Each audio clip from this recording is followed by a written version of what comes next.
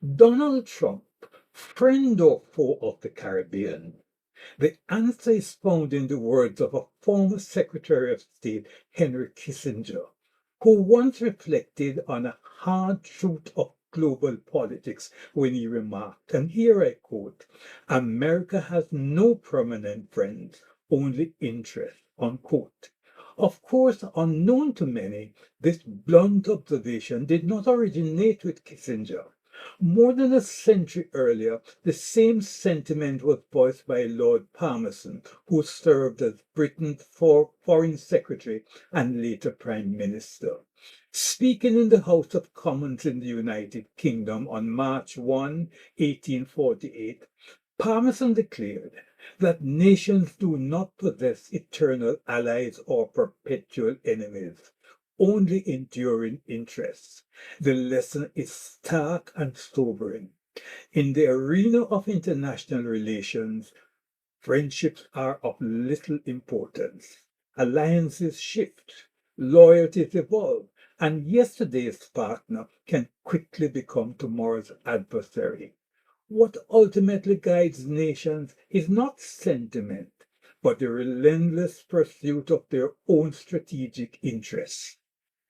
Do you know that Saddam Hussein was once a close ally of the United States during the Reagan administration of the 1980s? And Colonel Gaddafi was briefly considered a tactical ally of the United States when Condoleezza Rice visited Tripoli in 2008, signing a normalization of ties. So don't be misled by the smiles, the warm handshakes, the patting on the back, being referred to as my friend, and the perceived courtesies. Alliances are considered of the moment rather than permanent, with priorities ever shifting based on global economic security and technological power. The Caribbean has long depended on strong economic and diplomatic ties with the United States for our survival. But Trump has initiated his America's First approach with the aim of protecting American jobs and industries. This policy has created uncertainty for the Caribbean with a heavy dependence on tourism, trade, and remittances. Immigration policy is another major concern, as Caribbean nationals working and studying in the United States send vital remittances back home. Stricter immigration measures and tighter visa rules implemented under the Trump administration worry many families across the region who fear disruption to these lifelines. So is Donald Trump a friend or a foe?